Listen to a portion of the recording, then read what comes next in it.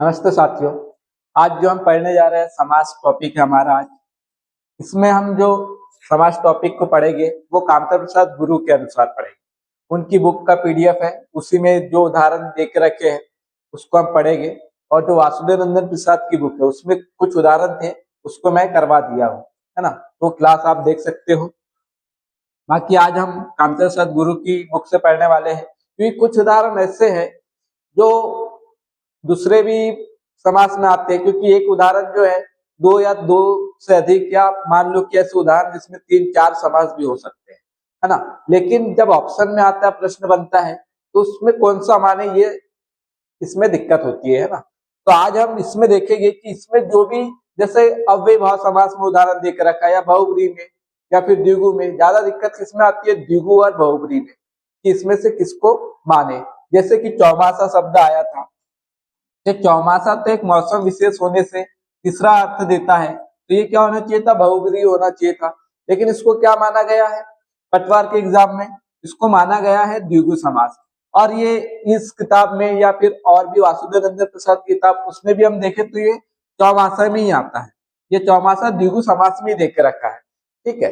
लेकिन अगर द्विगु समास ऑप्शन में नहीं है तब हम इसको बहुब्री मान सकते हैं, ठीक है। तो ऐसा तो है, लेकिन जब दोनों ऑप्शन में है तो वैसे तो होना चाहिए बहुब्री। इस पे प्रमाण भी लगाया गया, तब भी आंसर की में नहीं माना गया। फिर एक कोर्ट में फैसला जाएगा तब ही हो सकता है। तो इसलिए जो भी उदाहरण है हम इस प्रामाणिक किताब से पढ़ेंगे, तो इसमें जिसमें भी देख के रखा होगा उसको हम मानेंगे उस आधार पे। ये प्रश्न इन्हीं से बनते हैं, तो आंसर भी इन्हीं के अनुसार होता है, ठीक है। पहले हम समास को समझते हैं। दो या अधिक शब्दों का परस्पर संबंध बताने वाले शब्दों अथवा प्रत्ययों का लोप होने पर, प्रत्ययों का लोप से मतलब है कारक चिन्हों का लोप, उन दो या अधिक शब्दों में जो एक स्वतंत्र शब्द बनता है। अब दो शब्दों को जोड़ देते हैं, उसमें से कारक चिन्ह का लोप हो जाता है, फिर जो एक स्वतंत्र शब्द बनता है उस शब्द को सामासिक शब्द कहते हैं। और उन दोनों दो या अधिक शब्दों का जो संयोग होता है वह क्या कहलाता है, समास कहलाता है। उदाहरण के लिए प्रेम सागर अर्थात प्रेम का समुद्र, इसका अर्थ क्या होता है, प्रेम का समुद्र या प्रेम का सागर। तो इस उदाहरण में प्रेम और सागर दो पद है, एक शब्द ये हो गया और एक ये हो गया, है ना। इन दो शब्दों का परस्पर संबंध बताने वाले संबंध कारक जो का है, प्रेम सागर जो है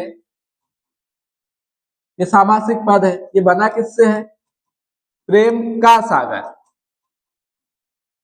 तो इसमें जो का कारक चिन्ह है इसका क्या हो जा रहा है, लोप हो जा रहा है। तो यहाँ पे प्रत्यय का प्रयोग किया उसकी जगह, है ना। तो ये कारक चिन्ह है, ये का प्रत्यय का लोप होने से प्रेम सागर एक स्वतंत्र शब्द बना है, इसलिए प्रेम सागर सामासिक शब्द है। ये जो शब्द बना ये क्या है, सामासिक शब्द है। और इस शब्द में प्रेम और सागर इन दो शब्दों का संयोग है, इसलिए इस संयोग को समास कहते हैं, ठीक है। तो जो सामासिक पद है इसी को हम क्या कहेंगे, समास कहेंगे। और इधर वाले भाग को समास का विग्रह कहते हैं। अब अव्ययभाव समास को देखते हैं। कुछ उदाहरण इसमें भी डाउट में आ जाते हैं कि अव्ययभाव समास है या फिर तत्पुरुष समास है ना। जिसमें नए तत्पुरुष समास होता है उसमें भी आपको उपसर्ग लगे हुए मिलते हैं, तो वो भी डाउट यहाँ पे क्लियर हो जाएगा। जिस समास में पहला शब्द प्रधान होता है और जो समूचा शब्द क्रिया विशेषण अव्यय होता है उसे अव्ययभाव समास करते हैं। यह अव्ययभाव समास की परिभाषा हो गई। यथा विधि प्रतिदिन भरसक, इसमें क्या है, प्रत्यय भर और यथा, पहला पद क्या है, उपसर्ग हो या फिर अव्यय हो, है ना। तो उसको क्या कहते हैं, अव्ययभाव समास। और अव्ययभाव समास में क्या होता है, इसमें क्या कहा है, पहला शब्द प्रधान होता है। जो पहला शब्द होता है इसमें क्या होता है, प्रधान होता है।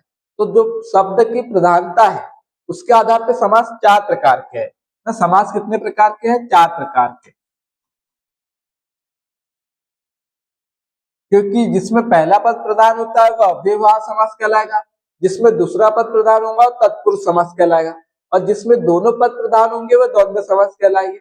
और जिसमें एक भी पद प्रधान ना हो, दोनों ही पद प्रधान ना हो और कोई तीसरा पद प्रधान हो, कोई तीसरा अर्थ दे, तो उसे हम बहुब्री समास कहते हैं। तो इस आधार पे 4 प्रकार के समास है, तो हम सभी समास को पढ़ते चलते उसमें उसकी परिभाषा भी पढ़ते चलेंगे। ठीक है, परिभाषा वगैरह बाकी चीजें तो आपको पहले से पता है, बस हमको यहाँ पे मेन चीज उदाहरण देखना है। संस्कृत में अव्ययभाव समास का पहला शब्द अव्यय होता है और दूसरा शब्द संज्ञा अथवा विशेषण रहता है, पर हिंदी में इस समास के उदाहरणों में पहले अव्यय के बदले बहुधा संज्ञा ही पाई जाती है। यह बात आगे आपको पता चलेगी, है ना। जो 452वां पॉइंट रहेगा उसमें हमको ये पता चल जाएगी। जैसे 451वां है, इसके आगे जो आएगा वो उसमें पता चल जाएगी। जिन समासों में यथा, आ, प्रति, यावत, वि पहले आते हैं ऐसे संस्कृत अव्यय समास कहलाते हैं। तो देखिए संस्कृत में क्या कहा है, इसमें जो पहला पद है वो अव्यय होता था, है ना, और हिंदी में इसका थोड़ा उल्टा हो गया, दूसरा पद इसमें ज्यादा मतलब पहला पद संज्ञा के रूप में आने लगा है। क्योंकि अव्ययभाव समास में जो कुछ उदाहरण उसमें अंतिम वाला पद भी क्या होता है, अव्यय होता है, पहला पद नहीं होता, अंतिम वाला पद भी अव्यय में आ जाता है। ये तो हमारे को पता है विधि। यथा विधि तो यथा लगा हुआ है, यथा स्थान, यथा क्रम, यथा संभव, आजन्म, आमरण, यावज्जीवन और प्रतिदिन। तो ये शुरू में आपको उपसर्ग अव्यय दिख गए, मतलब कि ये क्या है, अव्ययभाव समास है। ठीक है, इसमें जो उदाहरण देख के रखे हैं वही उदाहरण पूछेंगे और कहीं से नया उदाहरण नहीं उठाएंगे। यथाशक्ति, यथा साध्य, प्रतिमान, व्यर्थ। अब ये भी इसमें भी आपको ध्यान देना है ना, कि छोटा सा दे दिया, आप सोचेंगे कि इसमें तो एक भी पद नहीं दिख रहा है, एक ही पद है। तो ये बना किससे है, वी और अर्थ से। तो इसमें पहला पद उपसर्ग है, मतलब अव्ययभाव समास है। इनमें तो आप पहचान लोगे, लेकिन ये आपके लिए थोड़ा कठिन भी हो सकता है। अब देखते हैं अक्षी, नेत्र, है ना। शब्द अव्ययभाव समास के अंत में अक्ष हो जाता है। अब यहाँ पे आपको ध्यान देना है कि जो अक्षी शब्द है जिसका अर्थ नेत्र होता है ना, अव्ययभाव समास के अंत में क्या हो जाता है, वहां अक्ष में बदल जाता है। जैसे कि प्रत्यक्ष, तो प्रत्यक्ष किसमें आया है, अव्ययभाव समास में आया है। आपसे पूछेगी प्रत्यक्ष में बताइए कौन सा समास है, तो अव्ययभाव समास है। ये बना किससे, ये बना है प्रति और अक्षी से। जैसे इसकी संधि हुई तो अक्षी किसमें बदल गया, अक्ष में बदल गया। ठीक है, समक्ष सम और अक्षी से बना है, परोक्ष पर और अक्षी से बना है। तो इनमें कौन सा समास है, अव्ययभाव समास है।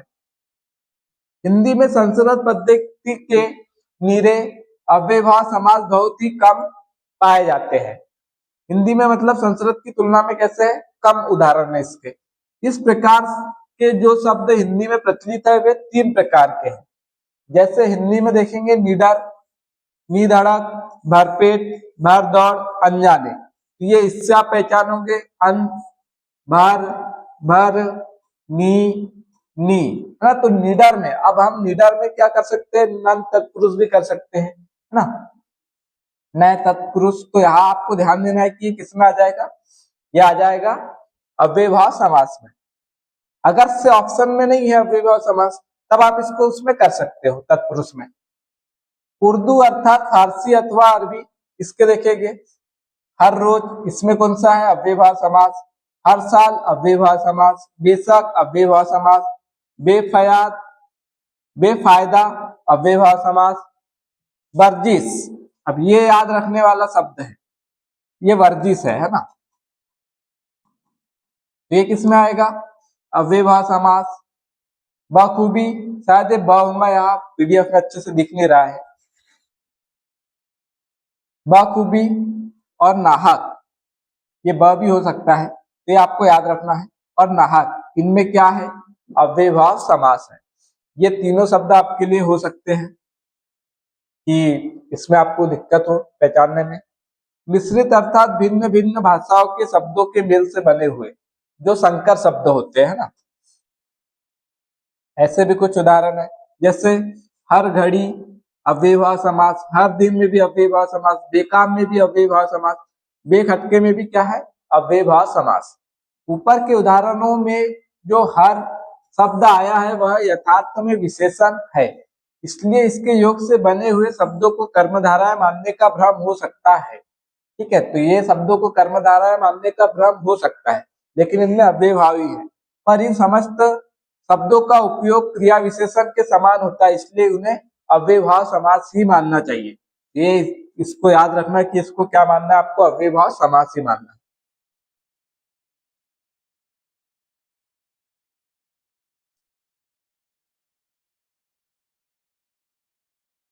देखिए, प्रतिदिन, प्रतिवर्ष इत्यादि संस्कृत अव्ययभाव समासों के विग्रह, जैसे दिने दिने प्रतिदिनम, ये संस्कृत में देख के रखा है ना, और ध्यान करने से जाना जाता है कि यद्यपि प्रति शब्द का अर्थ प्रत्येक है, तो भी वह अपनी संज्ञा की द्विरुक्ति मिटाने के लिए लाया जाता है। पर हिंदी में प्रति का उपयोग न कर अगली संज्ञा की ही द्विरुक्ति करके अव्ययभाव समास बनाते हैं। यहाँ पे क्या किया, दिने दिने प्रतिदिनम, इस प्रकार से किया संस्कृत में इसका, लेकिन हिंदी में अलग रूप में होता है। हिंदी में क्या होता है कि संज्ञा की द्विरुक्ति कर देते, प्रतिदिन का क्या हो जाएगा, दिन के बाद दिन, इस प्रकार कर देते है ना हम। ठीक है, इस समास में हिंदी का प्रथम शब्द बहुधा विकृत रूप में आता है। उदाहरण, घर घर, अगर ये भी आया पूछे तो इसमें क्या होगा, अव्ययभाव समास होगा। हाथों हाथ में भी अव्ययभाव समास है, पल पल में भी अव्ययभाव समास है, दिनों दिन में भी अव्ययभाव समास है, रातों रात में भी अव्ययभाव समास है, कोठे कोठे में भी अव्ययभाव समास है। ये हो जाएगा कुशातानुपुस्त, इसमें भी अव्ययभाव समास, साल दर साल में भी अव्ययभाव समास, तो इसमें तो आप कर दोगे है ना, ये आपके लिए नया हो सकता है। आदि शब्दों में दर, फारसी और आन संस्कृत अव्यय का प्रयोग हुआ है, ये शब्द भी अव्ययभाव समास के उदाहरण है। तो ये दोनों भी किसके हैं, अव्ययभाव समास के उदाहरण है। वैसे थ्योरी में से आपको उदाहरण निकालना पड़ेगा, है ना, तो यहाँ पे मैं आपको बताते जा रहा हूँ, आपको उसको लिखते हुए चलना है। कभी कभी द्विरुक्त शब्दों के बीच में वा, ही अथवा आ आता है, जैसे मन ही मन, मन ही मन, तो इसमें ही आ गया। घर ही घर, आप ही आप, मुहा मुंह, तो इसमें आ आया हुआ है। सरासर में आ आया हुआ है, एकाएक में भी आ आया हुआ है। तो ऐसे शब्द भी जो द्विरुक्त शब्द होते हैं उनके बीच में वा, ही, आ ऐसे शब्द आ जाते हैं ना।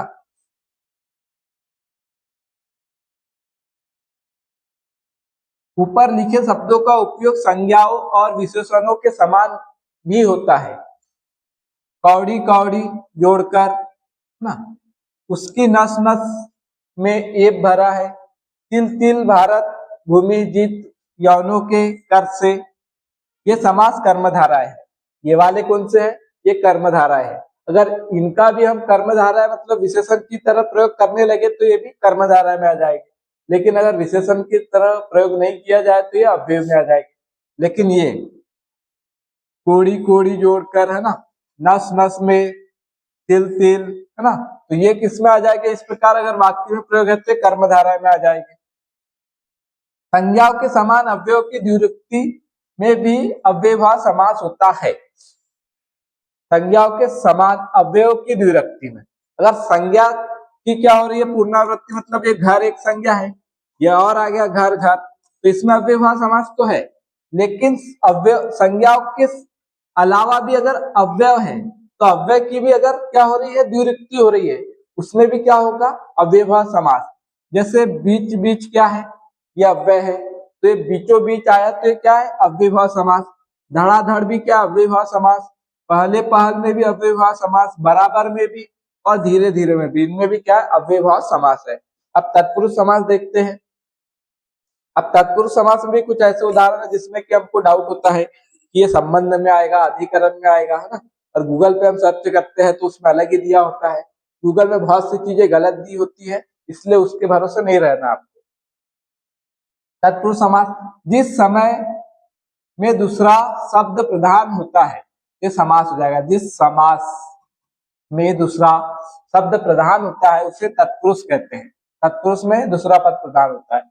इस समास में पहला शब्द बहुधा संज्ञा अथवा विशेषण होता है और उसके विग्रह में इस शब्द के साथ कर्ता और संबोधन कारकों को छोड़ शेष सभी कारकों का विभक्तियां लगती है।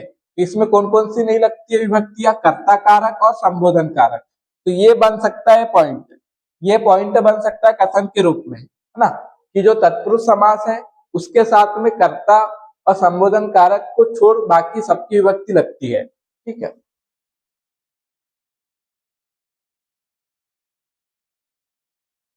तत्पुरुष समास के मुख्य दो भेद हैं, एक व्याधिकरण तत्पुरुष और दूसरा समानाधिकरण तत्पुरुष। जिस तत्पुरुष समास में विग्रह में उसके अवयव में भिन्न भिन्न विभक्तियां लगाई जाती है उसे व्याधिकरण तत्पुरुष कहते हैं। और व्याकरण की पुस्तकों में तत्पुरुष के नाम से जिस समास का वर्णन रहता है वह यही व्याधिकरण तत्पुरुष है। समानाधिकरण तत्पुरुष क्या होता है? तो समानाधिकरण तत्पुरुष के विग्रह में उसके दोनों शब्दों में से एक ही विभक्ति लगती है, दोनों शब्दों में एक ही विभक्ति लगती है। ठीक है। लेकिन यहाँ क्या बोला है कि जिस तत्पुरुष समास के विग्रह में उसके अवयव में भिन्न भिन्न विभक्तियां लगाई जाती है और समानाधिकरण तत्पुरुष में एक ही विभक्ति लगाई जाती है। समानाधिकरण तत्पुरुष का प्रचलित नाम कर्मधारय है। ठीक है। समानाधिकरण तत्पुरुष इसको कहते हैं कर्मधारय को, और यहाँ कोई अलग समास नहीं है, किंतु तत्पुरुष केवल एक उपभेद है। ठीक है, मतलब तत्पुरुष का एक उपभेद है। व्याधिकरण तत्पुरुष के प्रथम शब्द में जिस विभक्ति का लोप होता है उसी के कारक के अनुसार इस समास का नाम होता है। यह समास नीचे दिया गया है। अब जिस विभक्ति का लोप होगा उसी का हम नाम देंगे, है ना। जैसे कर्ता का तो कर्ता और संबोधन कारक का नहीं होता है, इसको छोड़ के बाकी सबका होता है। तो जैसे कर्म तत्पुरुष समास, इसका उदाहरण स्वर्ग प्राप्त, तो स्वर्ग को प्राप्त, तो को कारक चिन्ह किसका? कर्म कारक का है। तो स्वर्ग प्राप्त में कौन सा तत्पुरुष समास है? तो कर्म तत्पुरुष समास है। जल पिपासु में कर्म तत्पुरुष समास है। आशातीत में कर्म तत्पुरुष समास है। आशा को लांघकर गया हुआ, ये इसका समास विग्रह हो जाएगा। ठीक है। देशगत, इसमें भी कौन सा समास है? कर्म तत्पुरुष समास। ये तो पता है कि तत्पुरुष है, लेकिन आपको ये भी पता होना चाहिए कि तत्पुरुष में कौन सा है, कर्म है, करण है ना। इस प्रकार से आपको पता होना चाहिए। अब करण तत्पुरुष समास के उदाहरण ईश्वर दत्त, तुलसीकृत, भक्तिवश, मदान्ध, कष्ट साध्य, गुणहीन, सराहत। यहां आपको दिख रहा है कि नहीं? ये है गुणहीन और सराहत। अकाल पीड़ित, ये उदाहरण किसमें आएंगे? करण तत्पुरुष में। करण तत्पुरुष से कारक चिन्ह का लोप है। ईश्वर दत्त, ईश्वर से दत्त, तुलसीकृत, तुलसी से कृत, मतलब तुलसी द्वारा कृत, है ना। ईश्वर दत्त का ईश्वर के द्वारा दत्त मतलब दिया हुआ। भक्तिवश, भक्ति से वश या फिर भक्ति के द्वारा वश। मदान्ध, मद से अंध, इसका क्या होगा? मद से अंध होगा, से होगा, में नहीं आएगा। अगर में लगा दिया इसका तो गलत हो जाएगा। ठीक है। ये मदान्ध पूछ सकता है, ये दे दे और पूछ ले कि कौन सा कारक है, और ऑप्शन में दे दो आपको तत्पुरुष समास, संप्रदान तत्पुरुष, अपादान तत्पुरुष, है ना, या अधिकरण तत्पुरुष। तो आपको पता होना चाहिए कि किसमें आ जाएगा? करण तत्पुरुष में। ये संस्कृत के उदाहरण थे इसके। हिंदी के उदाहरण देखेंगे। मनमाना, गुण भरा, दही मारा, अभी नया सा शब्द है, ये आ सकता है ना। कपड़, कपड़ छन, मुंह मांगा, दुगुना। अब ये दुगुना किसमें देके रखा है इन्होंने? करण तत्पुरुष में देके रखा है। मद माता, ये शब्द आ सकता है, मद माता। मद से माता, इसका समास विग्रह क्या होगा? मद से माता। आपको समास विग्रह देखना है इनके, तो वासुदेव प्रसाद वाली बुक से जो मैंने उदाहरण करवाया है उसमें ये सभी उदाहरण मिल जाएगा और उसके समास विग्रह भी दिए हुए हैं ना, तो वहां से आप देख सकते हो। उर्दू के उदाहरण देखेंगे, दस्तकारी, प्यादामात, हैदराबाद, तो ये किस में हो जाएगा, ये करण तत्पुरुष में होता है। तो हैदराबाद जो आया है अगर से बहुब्रीहि समास नहीं है तब ये किस में जाएगा, तत्पुरुष समास में। तो ये आपको याद रखना, करण तत्पुरुष में जाएगा ये। संप्रदान तत्पुरुष के उदाहरण देखेंगे, कृष्णापर्ण, देशभक्ति, ये कृष्णापर्ण मतलब कृष्ण के लिए अर्पण, देशभक्ति देश के लिए भक्ति है ना, पशु के लिए बलि, पशु बलि, ये हो जाएगा हमारे पास में रण निमंत्रण, विद्यागृह। तो आपको याद रखना है कि ये बलि पशु किस में जाएगा, संप्रदान तत्पुरुष में, ये आ सकता है ना, क्योंकि एक पशु बलि होता है तो उसमें पशु की बलि होती है, ठीक है। और यहाँ बलि पशु मतलब पशु के लिए बलि है, तो संप्रदान तत्पुरुष में आएगा। रसोई घर, रसोई का घर नहीं होता, रसोई के लिए घर होता है, ये हो जाएगा गुणवच। ठकुर सुवाती, अब ये वैसे बहुब्रीहि समास में आना चाहिए ना, क्योंकि तीसरा अर्थ देता है अब, लेकिन ये किसमें देख के रखा, संप्रदान तत्पुरुष में। तो ये आपको याद रखना है कि अगर पेपर में आए तो आपको यही करना है, इसमें इसको क्या मानना है, संप्रदान तत्पुरुष मानना है। ये हो जाएगा रोकड़ बही, ये किसमें आएगा, संप्रदान तत्पुरुष समास में। रहा खर्च भी इसी में आएगा, शहर पनाह भी, कारावास राय भी, कारवास राय भी किसमें आएगा, संप्रदान तत्पुरुष में। एकदम जो नए नए शब्द आपको देखने को मिल रहे हैं ना, तो इसके ज्यादा चांस है आने के, अब इसलिए आपको ये चीजें ध्यान देना है। अपादान तत्पुरुष के उदाहरण देखेंगे, जन्मांध किसमें आएगा, अपादान तत्पुरुष में। ऋण मुक्त भी उसी में आएगा, पदच्युत भी उसी में आएगा। जन्मांध जन्म से अंध, इसमें भी से कारक चिन्ह होता है, लेकिन ये अलगाव को दर्शाता है ना। पद से च्युत, जाति भ्रष्ट, जाति से भ्रष्ट है ना। धर्म विमुख, और ये हो जाएगा भाव तारण, भाव से तारण। देश निकाला, गुरु भाई, कामचोर, नाम साथ। अब यहां से आपको ये याद रखना, गुरु भाई और नाम साथ, ये किस में देके रखा है, अपादान तत्पुरुष में, ठीक है। गुरु का भाई कर सकते हैं हम, इसको संबंध मान लेंगे है ना, लेकिन ये ऐसा नहीं होगा, ठीक है। गुरु भाई, तो गुरु का भाई एक अलगाव को दर्शा रहा है, ठीक है। सहज, ये उर्दू का है, शाहजहाद है ना, शाहजहाद, तो ये किस में आ जाएगा, ये अपादान तत्पुरुष में आ जाएगा। संबंध तत्पुरुष देखेंगे, राजपुत्र, इसमें भी कुछ उदाहरण ऐसे हैं जो आपको लगेंगे कि संबंध तत्पुरुष के हो नहीं सकते है ना, इसलिए आपको ये देखना है ध्यान से। प्रजापति, देवालय, नरेश, पराधीन, विद्याभ्यास, सेना नायक, ये सेना नायक है। लक्ष्मीपति, लक्ष्मी का पति, पितृगृह, पितृ का गृह।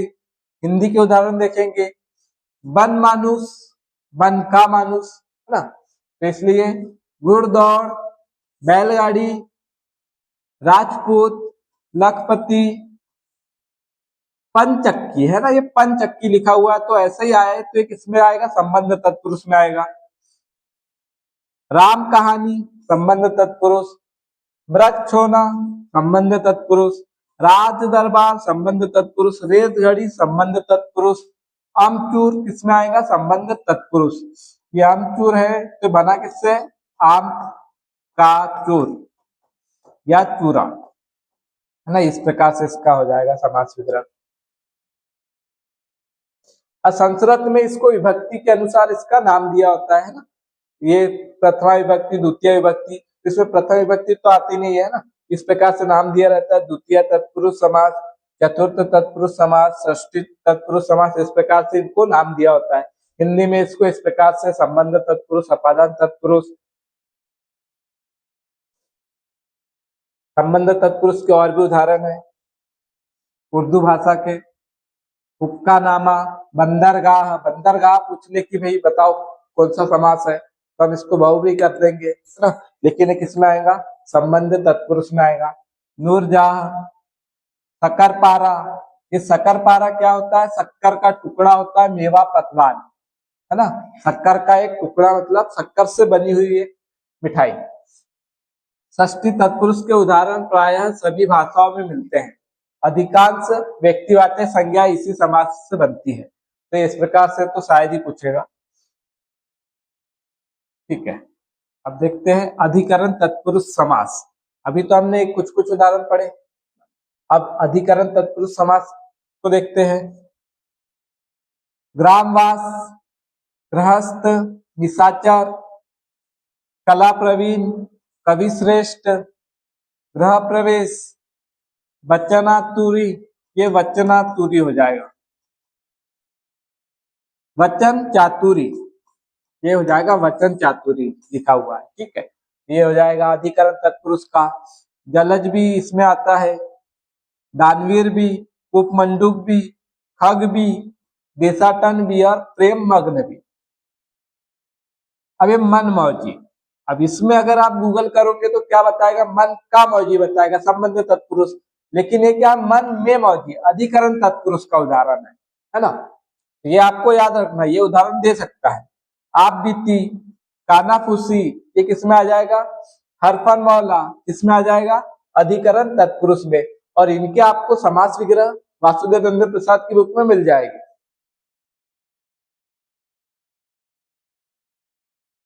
इन सब प्रकार के उदाहरणों में विभक्तियों के संबंध में मतभेद होने की संभावना है, पर वह विशेष महत्व का नहीं। जब तक इस विषय में संदेह है कि ऊपर से सब उदाहरण तत्पुरुष के हैं, तब तक यह बात अप्रधान है कि कोई एक तत्पुरुष इस कारक का है या उस कारक का। अब ये एक उदाहरण के अनुसार समझाएंगे। वचन चातुरी शब्द अधिकरण तत्पुरुष का उदाहरण है, परंतु यदि कोई इसका विग्रह वचन की चातुरी करके इसे संबंध तत्पुरुष माने तो इस हिंदी के विग्रह के अनुसार उस शब्द को संबंध तत्पुरुष मानना अशुद्ध नहीं है। अगर ये दे दे आपको, अब ये दे सकता है ना, ये उदाहरण बन सकता है। अब आपने इसको किसमें पढ़ लिया है? हमने इसको किसमें पढ़ा है? अधिकरण तत्पुरुष में। अब वो क्या कर सकता है?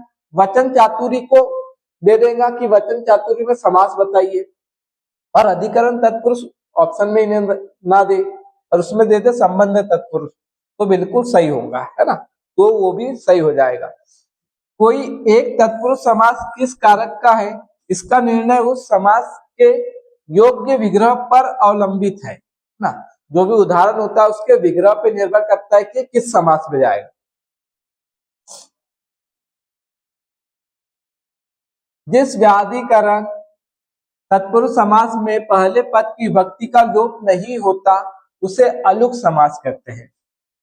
मनसिर, युधिष्ठिर, खेचर, वाचस्पति, कर्तरिपु प्रयोग, आत्मप्रदेन, ये क्या हो जाएंगे? वाधिक अलुक समास कहलाएंगे, है ना।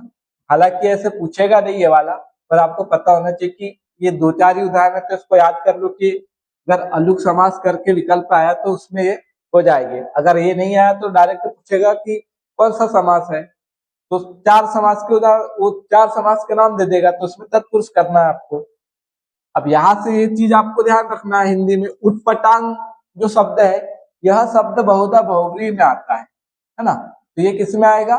बहुव्रीहि समास में आएगा उटपटांग। अगर बहुव्रीहि ऑप्शन में नहीं है तब आप इसको अधिकरण में कर सकते हो। चूहे मार, ये उदाहरण हो गए। ठीक है, तो ये जहां पे डाउट है कि ऐसी जिनकी वाक्य की, उसके ज्यादा चांस होते हैं आने के। तो उटपटांग अगर आया और बहुव्रीहि दे के रखा है तो ये बहुव्रीहि में जाएगा। दीनानाथ शब्द का व्याकरण की दृष्टि से विचारणीय है। यह शब्द यथार्थ में दीननाथ होना चाहिए, पर दीन शब्द के न का कोई दीर्घ बोलने और लिखने की रूढ़ी चल पड़ी है। अब ये दीननाथ होना चाहिए था, क्योंकि ये बना किससे है? ये बना है दिन और नाथ से, तो जैसे का वैसे जुड़ जाएगा। यहाँ आ कैसे हुआ, है ना। तो ये जब से शब्द बना होगा, लोगों ने बोलना चालू किया है ना इस शब्द को, तो उन्होंने दीनानाथ ही बोला लिखा, तो तब से चल पड़ा है। इस दीर्घ आ की योजना का यथार्थ कारण विदित नहीं होता, इसके पीछे कोई यथार्थ कारण विदित नहीं है, पर संभव है कि दो ह्रस्व न अक्षरों का उच्चारण एक साथ करने की कठिनाइयों से पूर्व न दीर्घ कर दिया है।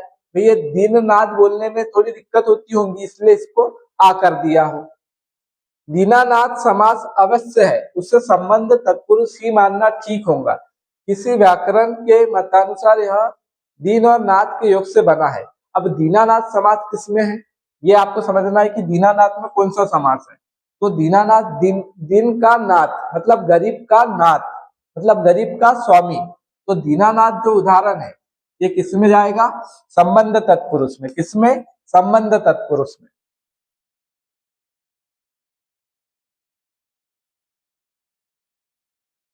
जब तत्पुरुष समास का दूसरा पद ऐसा कृदंत होता है जिसका स्वतंत्र उपयोग नहीं हो सकता, तब उस समास को उपपद समास कहते हैं। जैसे ग्रंथकार, तटस्थ, जलद, उरग, कृतघ्न, द्वीप, जलधर, पापहर, जलचर आदि उपपद समास नहीं है, क्योंकि इनमें जो धर, हर, चर, कृदंत है उनका प्रयोग अन्यत्र स्वतंत्रता पूर्वक होता है।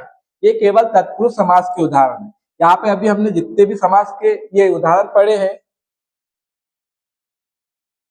जैसे ग्रंथकार है ना, तटस्थ, जलद, उरग, ये तत्पुरुष समास है। केवल क्या है, तत्पुरुष समास है ना, ये उपपद समास नहीं है। और ऐसा पूछेगा भी नहीं उपपद वाला उदाहरण। हिंदी उपपद समासों के उदाहरण देख लेते हैं। अभी हमने जो पढ़े वो उपपद समास के नहीं थे। इसके उदाहरण, लकड़ फोड़, तिल चट्टा, कनकटा, कान काटने वाला है ना, मुंह चीरा, बटमार, चिड़ी मार, पनडुब्बी, घर घर घुसा, और ये हो जाएगा घुड़ चढ़ा। अब आपको क्या ध्यान देना है, अगर ये उदाहरण दिया उपपद समास का विकल्प है तो आपको इसको चुनना है। अगर ये नहीं है तो इसको क्या मानना है, तत्पुरुष समास मानना है। ठीक है, ये तत्पुरुष में फिर कोई प्रकार में नहीं आएगा, केवल किसमें आएगा, अकेला तत्पुरुष में। उर्दू के उदाहरण, गरीब निवाज दिन पालक है ना, जो गरीबों को पालता है उसको कहते हैं। कमल तरास, कमल काटने वाला चाकू उसको कहते हैं। चौबदार दंडधारी को कहते हैं। और सौदागर, ये भी किसके हैं, उपपद समास के उदाहरण है। अब हिंदी में स्वतंत्र कर्मादि तत्पुरुषों की संख्या अधिक न होने के कारण बहुधा उपपद समास को इन्हीं के अंतर्गत मानते हैं। ठीक है, अभाव किवा निषेध के अर्थ में शब्दों के पूर्व आ, अन लगाने से जो तत्पुरुष बनता है उसे नन तत्पुरुष कहते हैं, या नए तत्पुरुष है ना, इसको क्या कहते हैं, नए ना, ये हो जाएगा नए तत्पुरुष। तो एक कब होता है, जब आ और अन लगा दे शब्द के शुरू में, और वो भी किस अर्थ में होना चाहिए, अभाव या फिर निषेध के अर्थ में, तब इसको क्या मानेंगे, नए तत्पुरुष। उदाहरण के लिए अधर्म, अब धर्म के पहले क्या हुआ है, अ लगा दिया है तो इसका विलोम बता रहा है, निषेध को दर्शाता है ये, है ना। तो जहां धर्म ना हो अभाव को दर्शाता है, तो किसमें आएगा, नए तत्पुरुष में। अन्याय किसमें आएगा, नए तत्पुरुष में। अयोग्य किसमें आएगा, नए तत्पुरुष में। अनाचार किसमें आएगा, नए तत्पुरुष में। अनिष्ट किसमें आएगा, नए तत्पुरुष में। अब ये उदाहरण देके पूछ सकता है तत्पुरुष है या अव्ययभाव समास, तो आपको ये इतने उदाहरण याद रखना है कि किसमें आएंगे, अव्ययभाव में नहीं आएंगे, ये तत्पुरुष में आएंगे। हिंदी में देखेंगे अनमन शब्द भी नए तत्पुरुष में आएगा। अनबल भी, अनचाहा, अधूरा, अनजाना, अटूट, अनगढ़ा, अकाज, अलग, और ये हो जाएगा अनृत और अनहोनी। अब ये वाला आपको याद रखना, अलग। अब अलग हमको लगता ही नहीं कि ये किसी कोई समास हो इसमें, है ना, तो ये आया तो तत्पुरुष समास है। तत्पुरुष में भी कौन सा है, नए तत्पुरुष समास है।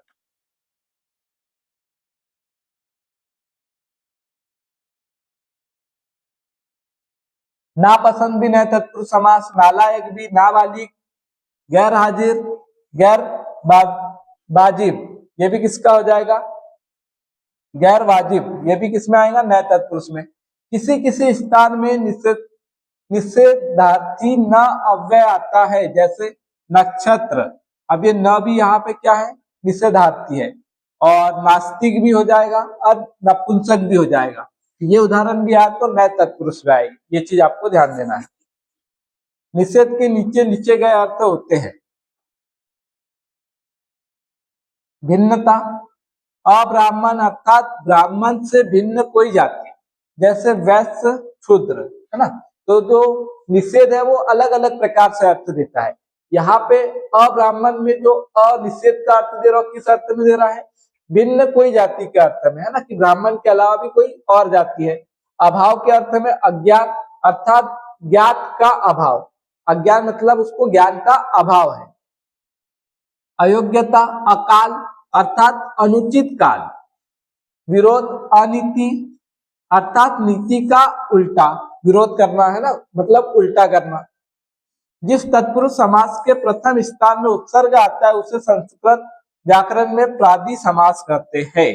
अब ये पॉइंट दे के रखा है तो हो सकता है कि आ सकता है ना, तो मुश्किल लगे कि संस्कृत से जुड़ा हुआ है। प्रतिध्वनि उदाहरण, प्रतिध्वनि समास ध्वनि, अतिक्रम आगे जाना। इसी प्रकार प्रतिबिंब, अतिवृष्टि, उपदेव, प्रगति और ये दुर्गुण, तो संस्कृत में क्या कहलाते थे, ये प्रादि समास कहलाते थे। ठीक है, क्योंकि यहाँ पे आपको ध्यान देना है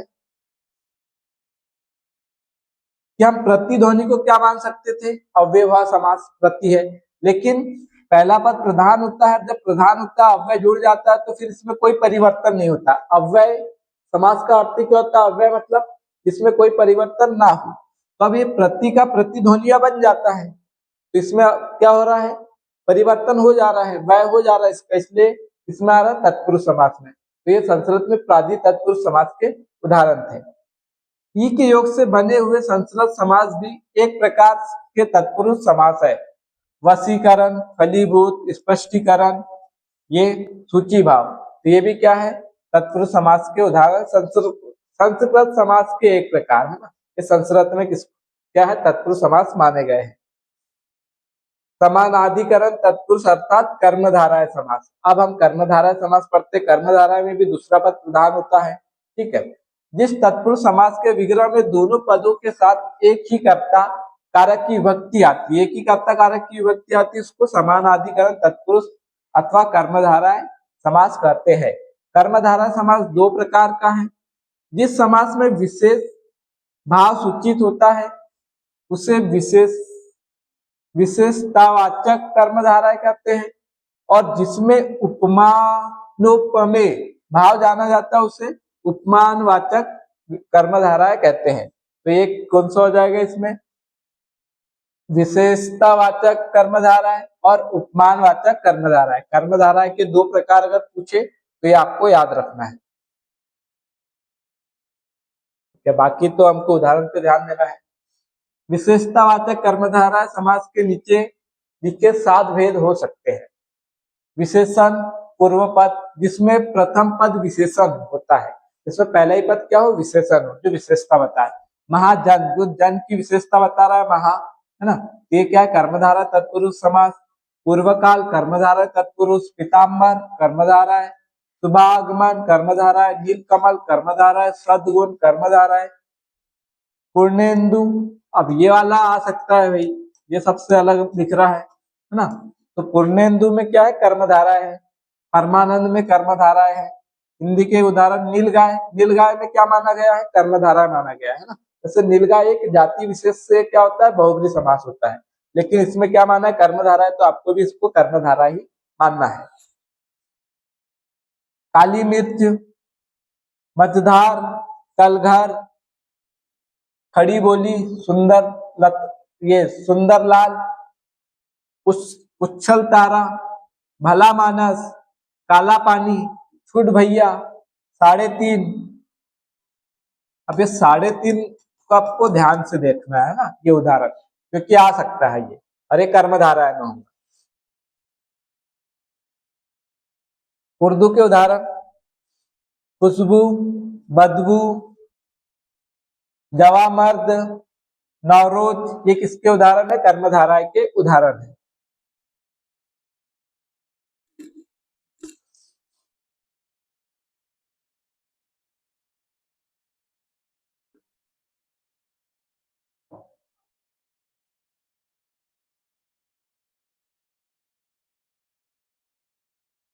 विशेषण पूर्व पद कर्मधारय समास के संबंध में यह कह देना आवश्यक है कि हिंदी में इस समास के केवल चुने हुए उदाहरण मिलते हैं।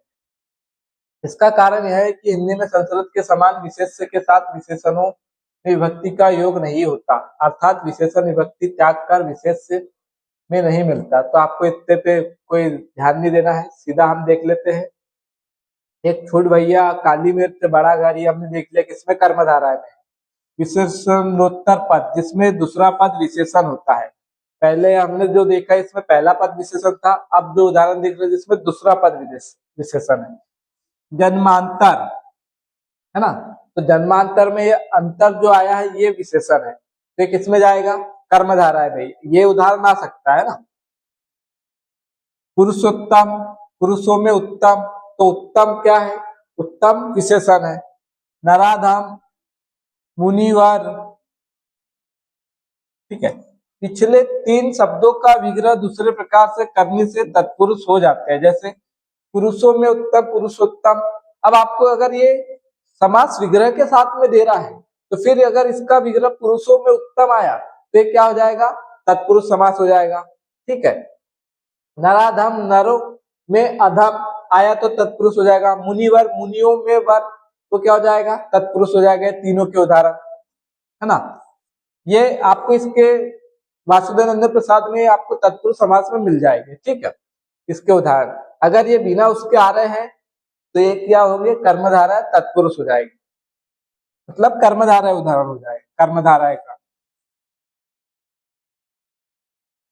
प्रभु दयाल, शिवदीन, रामदहीन, ये किसके उदाहरण है? ये यहाँ पे कर्मधारय समास के हो जाएंगे। विशेषणोभय, विशेषणों भय पद जिसमें दोनों पद विशेषण, जिसमें क्या हो? दोनों ही पद विशेषण है। जैसे नील, पीत, शीतोष्ण, शीत और उष्ण, इस प्रकार से करते तो गलत हो जाता है ना। शीत है जो, उष्ण है जो, है ना, इस प्रकार से। श्याम सुंदर, शुद्धा शुद्ध, मृदु मंद, लाल पीला, भला बुरा, उच्च नीच, खट खट्ट मिठा, तो खट्टा मीठा, ये बड़ा छोटा, मोटा ताजा, ये क्या है? कर्मधारय समास के उदाहरण है। उर्दू के सख्त सुस्त, नेकबंद, कम बेस, ये कर्मधारय समास हो जाएंगे। और विशेष से पूर्व पद धर्म बुद्धि, धर्म है यह बुद्धि, धर्म विषय बुद्धि। विंध्य पर्वत, विंध्य नामक पर्वत, तो ये भी कर्मधारय के उदाहरण है। अव्यय पूर्व पद दुर्वचन, निराश, सुयोग, कुवेश, तो ये ध्यान देना है कि ये भी किसमें आ जाएंगे? कर्मधारय समास में। अधमरा, दुकाल, ये भी किसमें आएंगे? कर्मधारय समास में।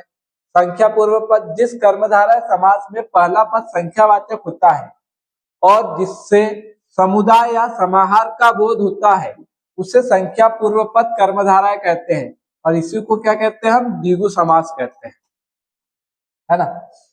इसी समास को संस्कृत व्याकरण में द्विगु कहते हैं, ठीक है। तो ये संख्या पूर्व पद कर्मधारय को क्या कहते हैं? द्विगु कहते हैं।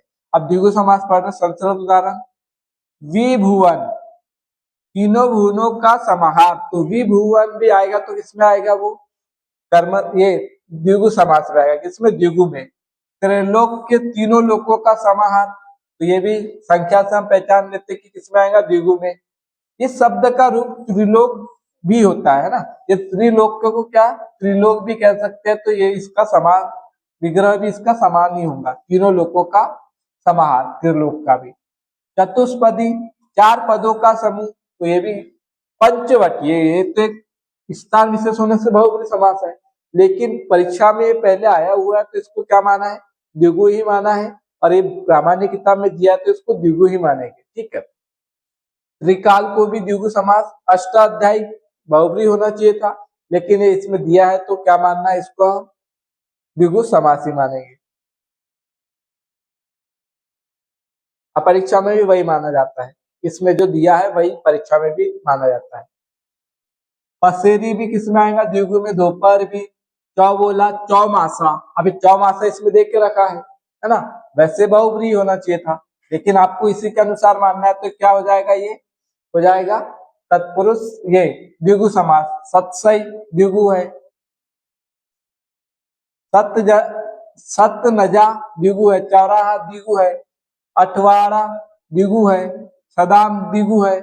चौगड़ा द्विगु है। दुपट्टा द्विगु है। दुअन्नी द्विगु समास है ना। ये जो ऐसे उदाहरण है, चौमासा, अष्टाध्यायी, पंचवटी, इसमें या तो द्विगु समास, दो तो बहुव्रीहि नहीं देना चाहिए विकल्प में, दोनों विकल्प में नहीं देना चाहिए, है ना। ये क्या अपवादित हो जाते हैं क्वेश्चन फिर। उर्दू उदाहरण, सिमाही, त्रिमाही, चाहर दीवारी, ससमाही, तो ये किसके उदाहरण है, ये हो जाएंगे हमारे पास में किसके उदाहरण, द्विगु समास के उदाहरण हो जाएंगे। ठीक है। अपवाद में सहमाही, और ये भी अपवाद है त्रिमाही, ये द्विगु में नहीं आएगी। ठीक है, ये चीज आपको याद रखना है।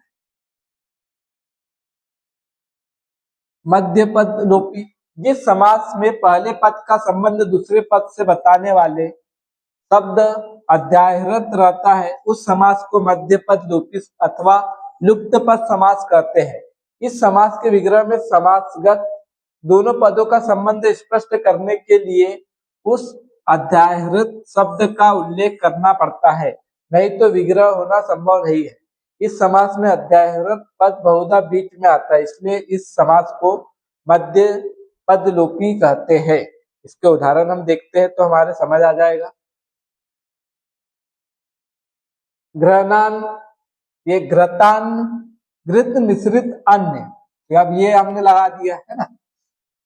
पर्णशाला, पर्ण निर्मित शाला, तो ये कर्मधारा है कि ये है ना। वैसे मध्य पद लोपी ये वाले तो ऑप्शन में शायद ही देंगे। छाया तरु, छाया प्रदान तरु, देव ब्राह्मण, देव पूजक ब्राह्मण।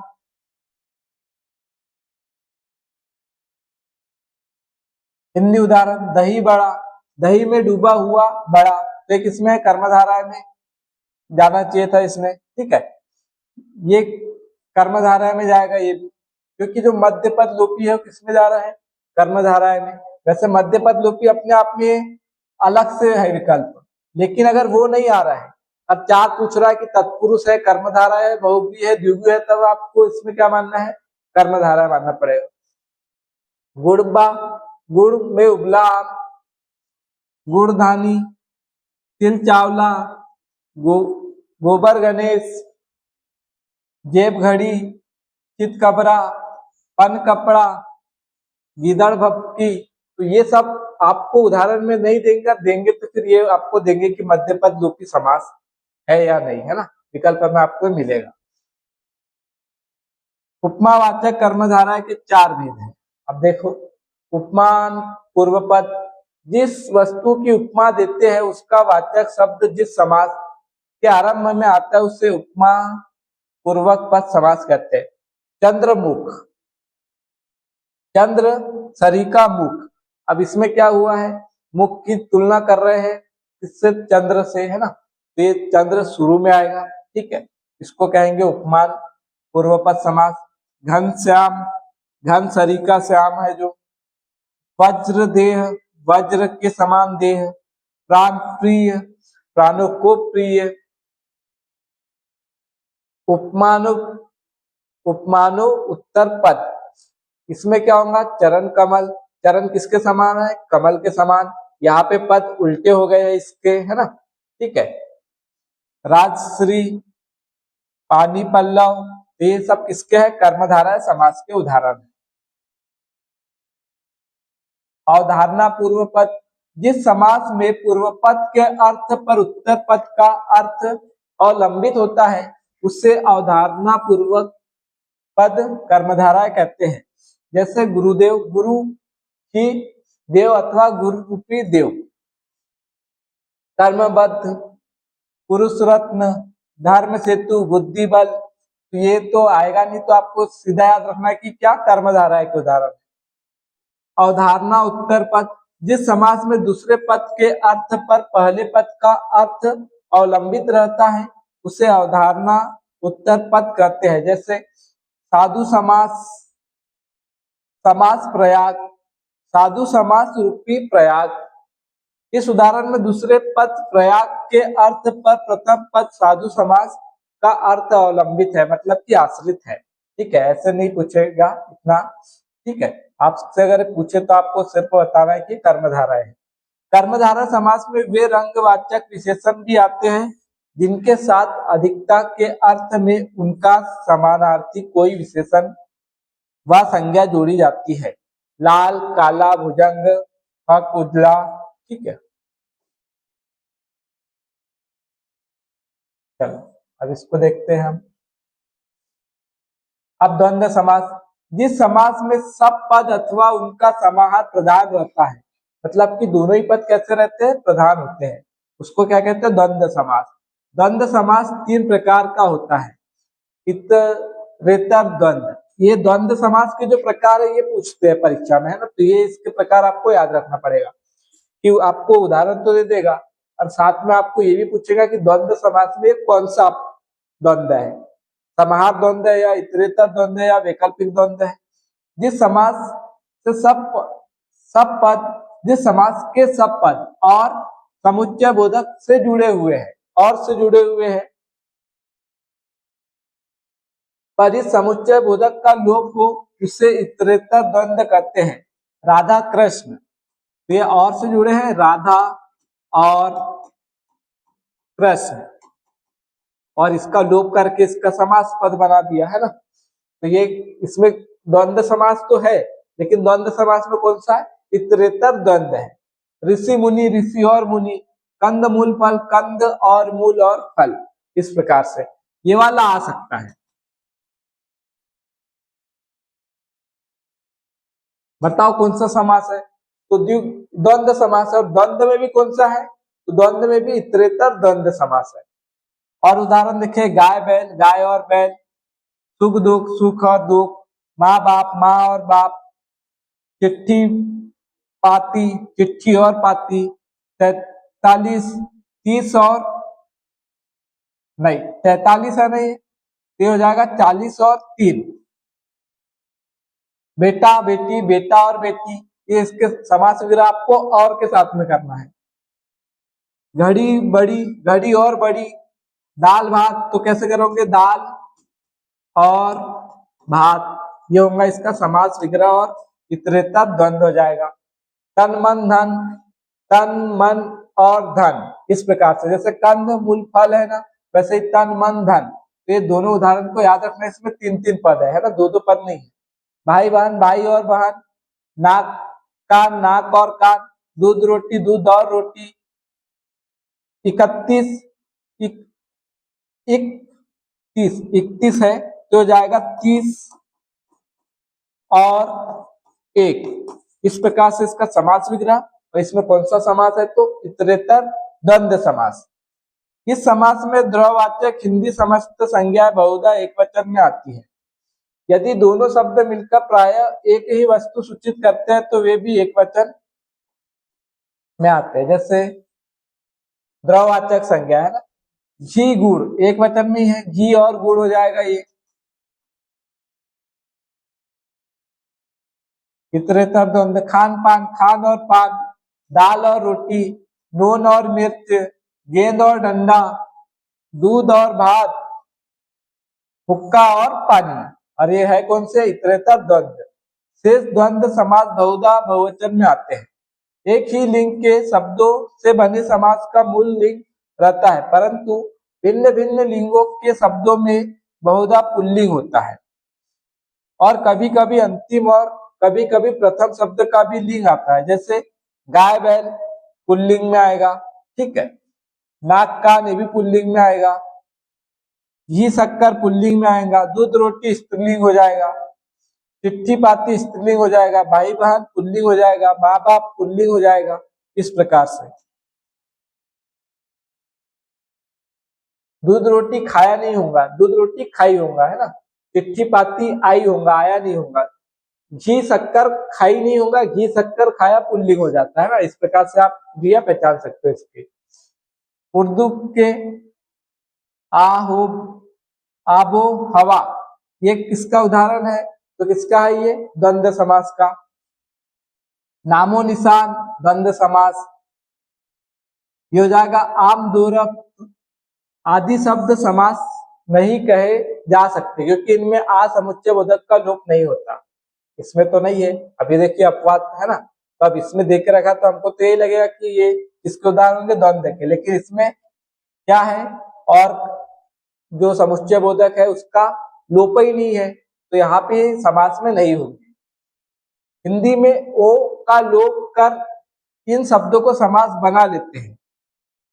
नाम निशान, ठीक है। अब ये ओ का लोप कर दिया यहाँ से, अगर ये ऐसे के ऐसे शब्द आए तो इसमें कोई समास नहीं है। इसका अगर ये रूप आया नाम निशान, तो क्या हो जाएगा? फिर समास हो जाएगा। ये आप बहवा,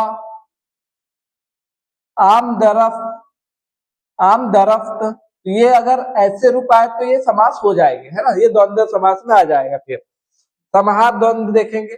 एक हमने अभी इतरेतर द्वंद्व के पढ़े, अब समाहार द्वंद्व के पढ़ेंगे। इसके 3 रूप पढ़ना है। जिस द्वंद्व समास से उसके पदों के अर्थ के सिवा उसी प्रकार का और भी अर्थ सूचित हो। जो पद दिए है वो तो होंगे ही, और उसी के जैसा और भी पद का अर्थ अगर सूचित होता है तो उसको समाहार द्वंद्व कहते हैं। समाहार मतलब समूह का, दो तो है और उसके और उसी जैसे समूह का अगर बोध हो तो समाहार द्वंद्व। आहार निंद्रा भय, केवल आहार निंद्रा और भय ही नहीं, किंतु प्राणियों के सब धर्म, है ना। आहार निंद्रा और भय नहीं, उसके अलावा हंसी खुशी जितनी भी चीजें हैं सभी चीजें आएगी उसमें। ये सेठ ठाकुर, सेठ साहूकार, है ना। सेठ साहूकार। आहार निंद्रा भय में कौन सा समास है? द्वंद्व है, और द्वंद्व में समाहार द्वंद्व है। ये हो जाएगा ठेठ साहूकार, तो इसमें भी द्वंद्व है लेकिन समाहार द्वंद्व है। ठेठ और साहूकारों के सिवा और भी दूसरे धनी लोगों को, है ना, उसका भी इसमें क्या होता है? अर्थ क्या होता है? सूचित होता है। भूल चूक, भूल और चूक के अलावा और भी चीजें, तो ये भी समाहार द्वंद्व में आएगा। हाथ पांव, भाई हाथ पांव बचाना, इसका ये मतलब नहीं कि हाथ और पांव बचाना है, मुंह नाक कान सभी चीजें आपको बचाना है ना। एक इसमें आएगा समाहार द्वंद्व में।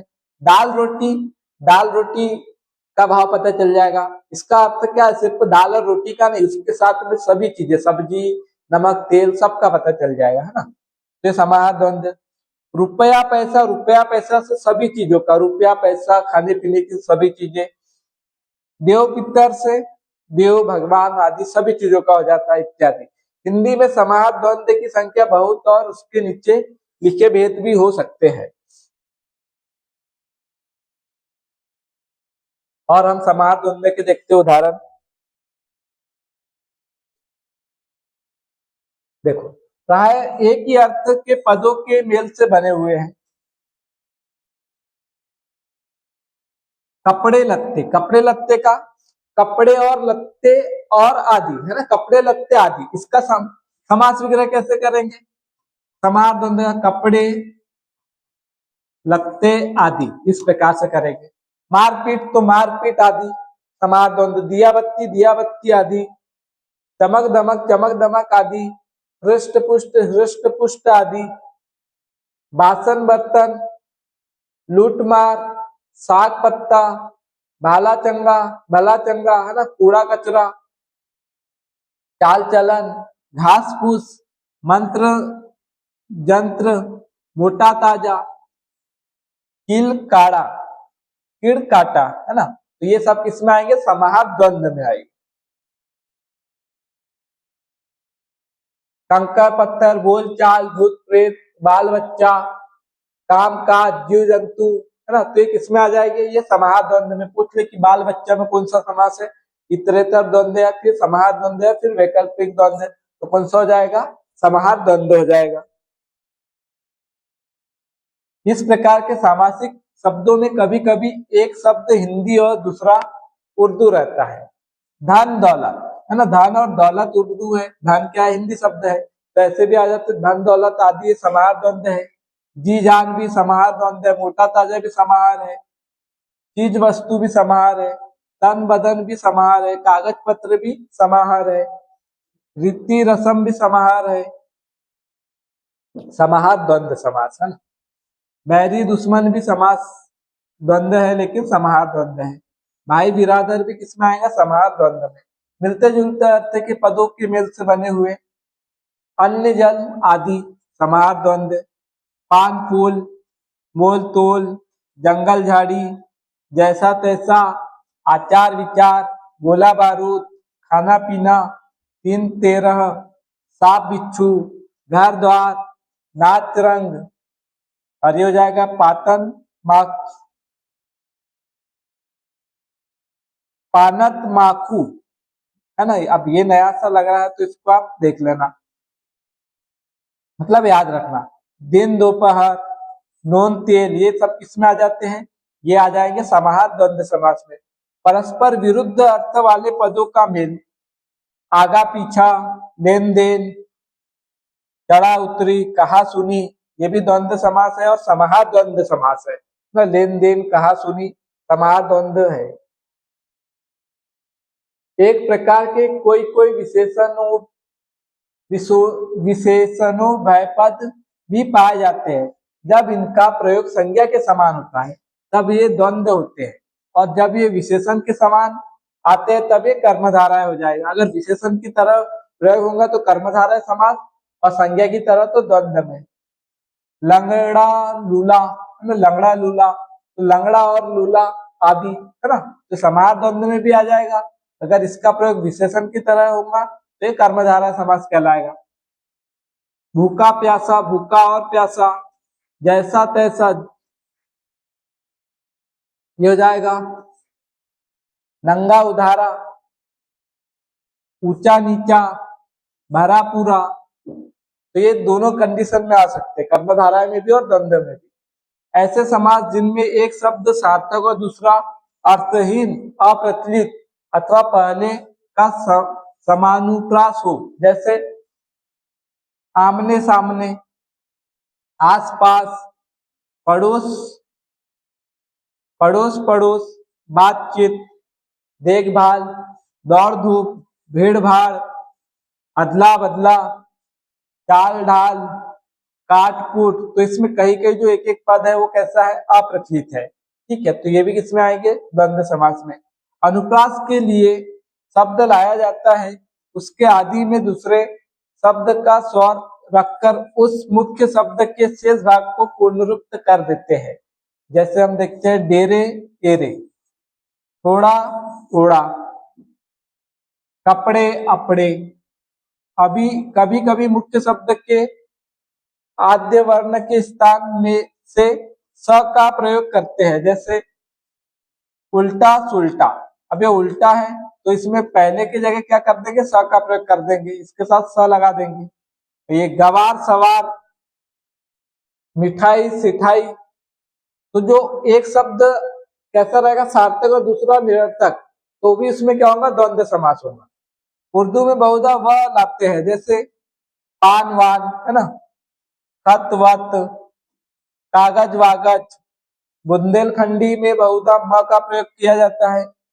पान मान, चिट्ठी मिट्ठी, पागल मागल, गाँव माओ, तो ये नहीं आएगा, है ना, अलग अलग भाषा के इसके प्रयोग बताए हैं।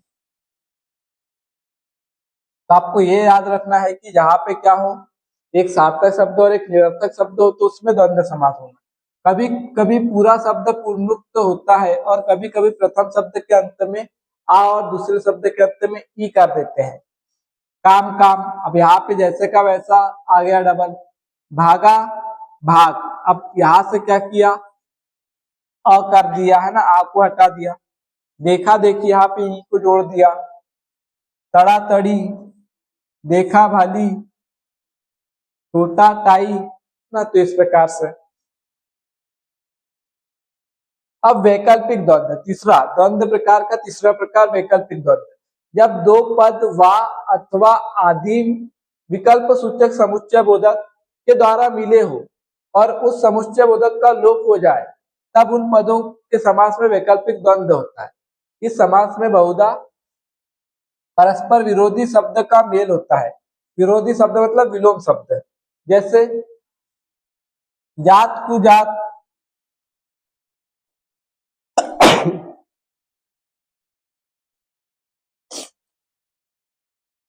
जात और कुजात, है ना। तो ये क्या होगा, जात या कुजात। इस प्रकार से इसका समास विग्रह। पाप पुण्य, पाप या पुण्य, ये वैकल्पिक द्वंद्व हो जाएगा। धर्म, धर्माधर्म, धर्म या अधर्म, ऊंचा नीचा, ऊंचा या नीचा, थोड़ा बहुत, थोड़ा या बहुत, भला बुरा, भला या बुरा। तो इस प्रकार से वैकल्पिक द्वंद्व में आएगा। इसका डिपेंड करता है कि किस प्रकार से विग्रह हुआ है ना। तो इतरेतर द्वंद्व में भी जा सकते हैं। इसके कुछ उदाहरण, 2, 3, 100, 10, 20, 25 आदि निश्चित गणनावाचक सामासिक विशेषण कभी कभी संज्ञा के समान प्रयुक्त होते हैं। उस समय उन्हें वैकल्पिक द्वंद्व कहना उचित है। जैसे मैं 2, 4 तो कुछ नहीं समझता, यहाँ पे जो 2, 4 आया है, यहाँ पे ऐसा नहीं करना आपको। ये कैसा करेंगे आप इसको, 2 या 4, है ना। तो यहाँ पे ये किस में आ जाएगा, वैकल्पिक द्वंद्व समास में आ जाएगा। अब बहुब्री समास जो बहुत जरूरी है, जिस समास में कोई भी पद प्रधान नहीं होता और जो अपने पदों से भिन्न किसी संज्ञा विशेषण होता है, उससे क्या बहुब्री समास करते हैं। जैसे चंद्रमौली, चंद्र है सिर पर जिसके, अर्थात शिव। तो यहाँ चंद्रमौली का सीधा तीसरा अर्थ क्या निकल रहा है, भगवान शिव निकल रहे हैं, है ना। तो इसलिए क्या हो जाएगा, जहाँ पे दोनों ही पद प्रधान में होकर कोई तीसरा अर्थ देता है वो बहुब्री समास होता है। अनंत, नहीं है अंत जिसका, अर्थात ईश्वर, तो अनंत किसमें आ जाएगा, बहुब्री समास में आ जाएगा। कृत कार्य, कृत अर्थात किया गया है काम जिसके द्वारा यह मनुष्य, तो कृत कार्य भी बहुब्री में आ जाएगा। ये भी याद रखना, ऐसे उदाहरण जो हम सोच ही नहीं सकते कि बहुब्री के हैं, है ना। पहले कहे हुए प्राय सभी प्रकार के समास किसी दूसरे संज्ञा के विशेषण के अर्थ में बहुब्री हो जाते हैं। मंदमती, अब ये तो कर्मधारा है, लेकिन इसका अगर हम अलग प्रकार से विग्रह करेंगे तो ये बहुब्री भी हो जाएगा। मतलब एक समास में अलग अलग विग्रह के अनुसार उसके अलग अलग प्रकार हो सकते हैं। पर डिपेंड ये है कि यहाँ पे अगर इस किताब में कोई उदाहरण दे दिया है और उसके दोनों रूप दिए हैं, तो परीक्षा में दोनों रूप नहीं आएंगे, है ना, वो प्रश्न ही नहीं आएगा। जब प्रश्न आएगा तो दोनों विकल्प नहीं होंगे। जैसे चौमासा, तो चौमासा इसमें बहुब्री में दिया ही नहीं है उस, इसलिए वो पूछ लिया। अगर वो बहु, जैसे त्रिनेत्र है, तो इसको हम क्या मानते हैं, बहुब्री मानते हैं, लेकिन बहुब्री ऑप्शन में नहीं है और वहां पे क्या देते द्विगु, तो इसको द्विगु मानेंगे, तो द्विगु भी सही है, ठीक है। वैसे हाँ, जैसे मंदमती कर्मधारय है विशेषण के अर्थ में, और बहुब्री भी हो जाएगा। पहले अर्थ में मंदमती केवल धीमी बुद्धि वाचक है, पर पिछले अर्थ में इस शब्द का विग्रह होगा मंद है मति जिसकी वह मनुष्य, तो इस अर्थ में क्या हो जाएगा, बहुब्री समास हो जाएगा मंदमती में भी। यदि पीताम्बर शब्द का अर्थ केवल पीला कपड़ा है तो कर्मधारय समास, परंतु पीला कपड़ा है जिसका, अर्थात विष्णु, तो इस अर्थ में क्या हो जाएगा, वह बहुब्री समास। इस समास के विग्रह में संबंधवाचक सर्वनाम के साथ कर्ता और संबोधन कारकों को छोड़कर शेष जिन कारकों की विभक्तियां लगती है उन्हीं के नामों के अनुसार इस समास का नाम होता है। तो इसमें तो कोई प्रकार नहीं पूछेगा, है ना, इसमें प्रकार पूछने की जरूरत नहीं, सिर्फ आपको उदाहरण याद रखना है। कर्म बहुब्री, इस जाति के संस्कृत समासों का प्रचार हिंदी में नहीं है। अब ये जो कर्म बहुब्री है ना, इस नाम का हिंदी में प्रयोग नहीं होता, इसलिए परीक्षा में ये नाम नहीं पूछेगा कि आपको दे दे प्राप्तोदक और पूछ ले कि कर्म बहुब्री है या करण बहुब्री, ऐसा विकल्प नहीं आएगा। सिर्फ ये पूछेगा कि प्राप्तोदक में कौन सा समास है, बहुब्री है, द्विगु है, कर्मधारा है, अव्ययी है या तत्पुरुष, ठीक है। हिंदी में ऐसा कोई समास हिंदी में नहीं है और ना हिंदी में भी ऐसा कोई समास है। इसके संस्कृत उदाहरण प्राप्तोदक, अगर ये आया पूछा कि कौन सा समास है तो बहुब्रीहि समास है। प्राप्त हुआ है जल जिसको, वहां प्राप्तोदक ग्राम। ये हो जाएगा आरूढ़ वानर, तो ये किसमें आएगा, आरूढ़ है वानर जिस पर, वह आरूढ़ वानर वृक्ष, तो ये भी बहुब्रीहि समास होगा, है ना। ये दोनों को खास आपको याद रखना है। ये करण बहुब्रीहि, ये सब ये जो प्रकार है संस्कृत के, है ना। कृत कार्य, किया गया है कार्य जिसके द्वारा, तो बहुब्रीहि। दत्त चित्त, दिया है चित्त जिसमें, बहुब्रीहि समास। घृत चाप, बहुब्रीहि समास। प्राप्त काम, बहुब्रीहि समास। संप्रदान बहुब्रीहि देखते हैं, यह समास भी हिंदी में बहुधा नहीं आता। इसके संस्कृत उदाहरण देखेंगे। दत्त धन, दिया है धन जिसको, तो ये भी बहुब्रीहि समास का उदाहरण है। उपहृत पशु, भेंट में दिया गया है पशु जिसको, तो ये भी उदाहरण किसका, बहुब्रीहि समास का। अपादान बहुब्रीहि संस्कृत के है ये। निर्जन, निकल गया है जन समूह जिसमें से, तो किसमें आ जाएगा, बहुब्रीहि में। निर्विकार भी बहुब्रीहि में आएगा, विमल भी बहुब्रीहि में आएगा, और लुप्त पद भी बहुब्रीहि में आएगा। संबंध तत्पुरुष, ये तत्पुरुष में बहुब्रीहि। दशानन, 10 है मुंह जिसके, ते बहुब्रीहि। सहस्राबाहु, बहुब्रीहि समास। पीताम्बर, बहुब्रीहि समास। चतुर्भुज, बहुब्रीहि। चतुर्भुज अगर गणित के अर्थ में आ रहा है तो द्विगु होगा, है ना, नहीं तो चतुर्भुज भगवान विष्णु के अर्थ में। अगर अकेला आपको बिना किसी वाक्य के दे दिए चतुर्भुज, समास बताइए, और द्विगु भी ऑप्शन में है और बहुब्रीहि भी ऑप्शन में है, तो तब आपको बहुब्रीहि करना है, क्योंकि बहुब्रीहि में उदाहरण ये देख के रखा है। नीलकंठ भगवान शिव के अर्थ में बहुब्रीहि। चक्रपाणि भी बहुब्रीहि। तपोधन, अब ये याद रखने वाला है, तपोधन बहुब्रीहि है। चंद्रमौली तो पता है बहुब्रीहि है। प्रतिवत्ता भी किसमें आएगा, बहुब्रीहि में आएगा।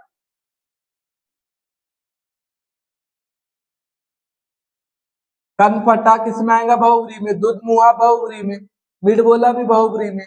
बारहसिंगा भी बहुब्रीहि में। अब ये याद रखने वाली चीज है, जब बारहसिंगा को बहुब्रीहि में रखा है तो नीलगाय को भी बहुब्रीहि होना चाहिए था, लेकिन नीलगाय किसमें देख के रखा है, वो कर्मधारय में। अगर कर्मधारय ऑप्शन में नहीं है तब उसको आप बहुब्रीहि मान सकते हो। अनमोल, बहुब्रीहि समास। हसमुख भी बहुब्रीहि समास। सिर कटा भी बहुब्रीहि समास। टूट पुजिया भी बहुब्रीहि समास। बड़ भागी भी बहुब्रीहि समास। बहुरूपिया बहुब्रीहि समास। मन चला, गुड़मुहा, ये क्या है, बहुब्रीहि समास है। उर्दू उदाहरण देख लेते हैं। कमजोर, बदनसीब, खुश दिल और नेक नाम। अब ये याद रखने वाला है आपको, है ना, कि नेक नाम हम क्या मानते हैं कि कर्मधारा है। ये कर्मधारा में उदाहरण किसी बुक में नहीं मिलेगा। वासुदेव नंदन प्रसाद ने भी इसको बहुब्रीहि माना है ना, और ये कांता प्रसाद गुरु में भी बहुब्रीहि माना है, और उसमें इसका विग्रह भी देख के रखा है। नेक है नाम जिसका, है ना, उसको कहते हैं, तो ये बहुब्रीहि में आएगा नेक नाम। अधिकरण बहुब्रीहि समास, भी बहुब्रीहि समास के। प्रफुल्ल कमल, बहुब्रीहि समास है। खिले है कमल जिसमें वह तालाब।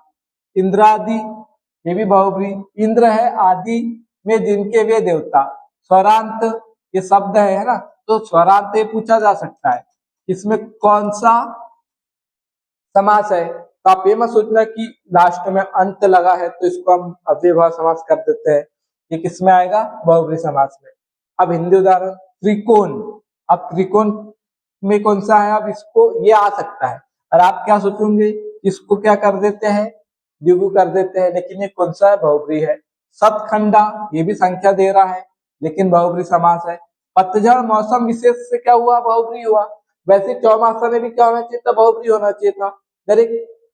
हाई ये पटवार वाला अगर कोई कोर्ट में ले जाए केस, तब ये इसको साबित कर सकते कि चौमासा में बहुब्रीहि भी है, वो प्रश्न तब रद्द हो सकता है। चौड़ी, चौलड़ी, ये भी किसमें आएगा, बहुब्रीहि समास में। ये चारों उदाहरण अच्छे से याद रखना।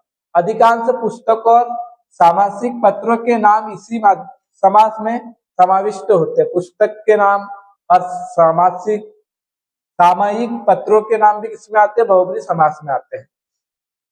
जिस बहुब्रीहि समास के विग्रह में दोनों पदों के साथ एक ही विभक्ति आती है उसे समानाधिकरण बहुब्रीहि कहते हैं, और जिसके विग्रह में दोनों पदों के साथ भिन्न भिन्न विभक्ति आती है उसको व्याधिकरण बहुब्री कहते हैं, क्योंकि हमने तत्पुरुष में पढ़ा था सामान्यीकरण और व्याधिकरण, तो यहाँ बहुब्री लगाना है बस। ऊपर के उदाहरणों में कृत कृत, दशानन, नीलकंठ, सिरकट्टा समानाधिकरण बहुब्री है, और चंद्रमौली, इंद्रादि, सतखंडा व्याधिकरण बहुब्री है। नीलकंठ शब्द में नील और कंठ, नीला है कंठ जिसका, एक ही अर्थात कर्ता कारक में है। और चंद्रमौली शब्द में चंद्र तथा मौली, चंद्र है मौली में जिसके, अलग अलग अर्थात क्रमशः कर्ता और अधिकरण कारकों में है। तो ये समानाधिकरण और व्याधिकरण की व्याख्या की है बस। बहुब्री समास के पदों के स्थान अथवा उसके अर्थ की विशेषता के आधार पर नीचे कुछ उदाहरण है, देख लेते हैं उसके भेद। विशेषण पूर्व पद, पीताम्बर किसमें आएगा? ये बहुब्री में भी आता है, उसमें भी आता है, किसमें? कर्मधारा में। मंद बुद्धि भी दोनों में आता है, लंब कर्ण भी दोनों में आ जाता है, और दीर्घ बाहु भी कर्मधारा और बहुब्री दोनों में आ जाता है। हिंदी के उदाहरण बड़ा पेट, लाल कुर्ती, लमटंगा, लगातार, मिठ बोला, ये भी दोनों में आ जाते हैं। साफ दिल, जबरदस्त, मदरंगा, तो ये हम बहुब्री के पढ़ रहे हैं ना। विशेषण उत्तर पद, साख प्रिय, साख है प्रिय जिसको, नाटक प्रिय, नाटक है प्रिय जिसको, ये बहुब्री समास के है। कनपटा बहुब्री समास, सिरकट्टा बहुब्री समास, मन चला बहुब्री समास। उपमान पूर्व पद, राजीव लोचन, चंद्रमुखी, पाषाण हृदय, वज्रदेही बहुब्री समास है। शिव शब्द, शिव है शब्द जिसका, वह तपस्वी। अहम विमान, अहम अर्थात है यह अभिमान जिसको। अवधारणा पूर्व पद, यशोधन, तो अब ये वाला याद रखना, यश ही है धन जिसका, ये पूछा जा सकता है, यशोधन है ना, बहुब्री समास है। तपोबल भी बहुब्री समास है, और विद्या धन भी बहुब्री समास है। मध्यम पद लोपी बहुब्री समास को देखते हैं। कोकिल कंठा, कोकिल के कंठ के समान कंठ है जिसका, वह स्त्री। रघनेत्रा, गजानन, अभिज्ञान शाकुंतल, मुद्रा राक्षस, तो ये क्या है? बहुब्री समास के उदाहरण है। इसमें के कुछ उदाहरण, मतलब ये बहुब्री के साथ कर्मधारय में भी आते हैं, बस इसका अर्थ पे डिपेंड करता है कि समास वगैरह किस प्रकार से कर रहे हैं। हिंदी उदाहरण, गुड़मुहा, बौरकली, बाल तोड़, हाथीपाऊ, ये बीमारियां है ना, ये दोनों, तो ये क्या हो जाएगा? बहुब्री समास में आएगा। कर्मधारय और बहुब्री दोनों ऑप्शन में नहीं आएंगे, और दोनों ऑप्शन में है तो इसमें से कोई उदाहरण नहीं आएगा जो अभी ये इतने पढ़ रहे हैं इसमें से। गांव धूम, हिल लपा, नए बहुब्री समास, ये लो, नए तत्पुरुष होता है, बहुब्री भी है। आसार, ये किस में आएगा? नए तत्पुरुष में भी आ जाएगा, और बहुब्री है तो उसमें भी आ जाएगा। सार नहीं है जिसमें। अद्वितीय बहुब्री समास। अप्राप्य, अनाथ बहुब्री। अकर्मक बहुब्री। नाक नहीं है, अक, दुख जिसमें वह स्वर्ग, न और अक से नाग बना है ना, तो ये क्या है? स्वर्ग का पर्याय है। हिंदी उदाहरण, अनमोल, अजान, अथा, अचेत, अमान, अनगिनती, तो ये आपको याद रखना है ऑप्शन के अनुसार, तत्पुरुष नहीं है तो बहुब्री मानना है इनको। संख्या पूर्व पद, एक रूप, त्रिभुज, अब त्रिभुज को क्या माना है? कर्मधार, ये बहुब्री समास माना है काव्यशास्त्र गुरु ने, है ना। चतुष्पद, पंचानन, 10 मुख, तो ये क्या है? बहुब्री समास के। अब यहां से मेन है ये, और एक जी, एक जी किसमें आएगा? बहुब्री समास में। दुनाली बहुब्री में आएगा, चौकोन बहुब्री में आएगा, तिमंजिला भी बहुब्री में आएगा, सतलड़ी भी आएगा, दुसूती भी बहुब्री में आएगा। उर्दू उदाहरण, सितार भी किसमें आएगा? बहुब्री में। तीन है तार जिसमें। पंजाब बहुब्री में आएगा, दुआब भी बहुब्री में आएगा। तो ये चीजें आपको याद रखना है, क्योंकि आप इसमें क्या कर सकते हो? द्विगु समास मान सकते हो। संख्योत्तर पद है ना, आप उसमें क्या समझोगे कि द्विगु समास है, लेकिन इनमें क्या है? बहुब्री समास है। उपपद 10 के पास है जो, अर्थात 9 या 11, तो उपपद भी बहुब्रीहि समास का उदाहरण है। त्रिसप्तमी भी बहुब्रीहि समास का उदाहरण है। 3 7 है जिसमें वह संख्या 21।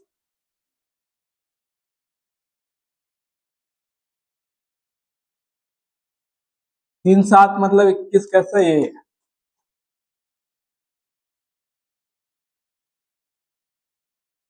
है ना, तो ये 21 ऐसा है। सह बहुब्रीहि, सपुत्र बहुब्रीहि समास है, पुत्र के साथ। सकर्मक बहुब्रीहि है, सदेह बहुब्रीहि है, सावधान, सपरिवार, सफल, सार्थक, इनमें क्या है, बहुब्रीहि समास है। ये चीजें ध्यान देना। सवेरा बहुब्रीहि है, सचेत बहुब्रीहि है, 150, ये बहुब्रीहि समास है। दिंग तलाक बहुब्रीहि, पश्चिमोत्तर वायव्य, दक्षिण पूर्व आग्नेय, ये दिशा के जो मध्य वाली दिशा होती है वो किसमें जा रहे हैं, ये हो जाएगी बहुब्रीहि समास। व्यतिहार बहुब्रीहि, जिस समास में एक प्रकार का युद्ध दोनों दलों के समान युद्ध साधन और उनका आघात प्रत्याघात सूचित होता है, उसे व्यतिहार बहुब्रीहि कहते हैं। तो ये तो आएंगे नहीं, बस उदाहरण में आपको ध्यान देना है कि बहुब्रीहि में मानना है। मुट्ठा मुट्ठी, मुष्टा मुष्टि, एक दूसरे को मुष्टि अर्थात मुक्का मारकर किया हुआ युद्ध, एक दूसरे को लड़ाई अगर कर रहे तो वो है ना। हस्ता हस्ती, दंडा दंडी, संस्कृत में समास नपुंसक लिंग एक वचन और अव्यय रूप में आते हैं। उदाहरण देखो, लाठा लठी, ये किसका उदाहरण है, बहुब्रीहि समास का। मारा मारी बहुब्रीहि समास। बदा बदी बहुब्रीहि, कहा कही बहुब्रीहि, धक्का धक्की बहुब्रीहि, घुसा घुसी बहुब्रीहि समास। हिंदी में ये समास स्त्रीलिंग और एक वचन में आते हैं। इनमें पहले शब्द के अंत में बहुधा आ और दूसरे शब्द के अंत में ई, जैसे कि यहाँ पे आ पहले में दूसरे में ई आदेश होता है। कभी कभी पहले शब्द के अंत में म और दूसरे शब्द के अंत में आ होता है। कभी कभी क्या होता है, पहले शब्द के अंत में म होगा, दूसरे शब्द के अंत में आ, जैसे लठ मल लट्ठा, या म है और दूसरे में आ है। धक्कम धक्का, कुस्तम कुस्ता, गुस्सम गुस्सा, तो ये भी किसमें, बहुब्रीहि समास में आएंगे। इस प्रकार के शब्द पुल्लिंग एक वचन में आते हैं। कभी कभी दूसरा शब्द भिन्नार्थी, अर्थहीन अथवा समानुप्रास होता है, जैसे मारा कुटी, कहा सुनी, खींचा तानी, खींचा खेची, मारा मुरी, इस प्रकार के शब्द बहुधा दो कृदंतों के योग से बनते हैं। ये भी क्या है, बहुब्रीहि समास के उदाहरण है। प्रादि अथवा अव्यय पूर्व बहुब्रीहि, निर्दय भी बहुब्रीहि में आ जाएगा। निर्गता अर्थात गई हुई है दया जिसकी। विफल भी किसमें आ जाएगा, विफल हो या सफल हो, बहुब्रीहि समास का उदाहरण है। विधवा भी बहुब्रीहि का है, सधवा भी बहुब्रीहि का है, कुरूप भी बहुब्रीहि का है, निर्धन भी बहुब्रीहि का है। और हिंदी उदाहरण, सुडोल भी बहुब्रीहि समास, कुरंगा भी बहुब्रीहि, रंग बिरंगा भी बहुब्रीहि। पिछले शब्द में संज्ञा की पुनरुक्ति हुई है, ठीक है। तो इस प्रकार से क्या हो जाएगा, यहाँ पे ये संज्ञा की क्या हुई है, पुनरुक्ति हुई है। तो ये शब्द भी किसमें आएंगे, बहुब्रीहि समास में। तो इस प्रकार से ये हमने उदाहरण देख लिए हैं। जहां जहां पे आपको लग रहा था कि ये द्विगु है या बहुब्रीहि है, तो इसमें जो देख के रखा है, जो माना है, वही आपको परीक्षा में मानना है। ठीक है, धन्यवाद।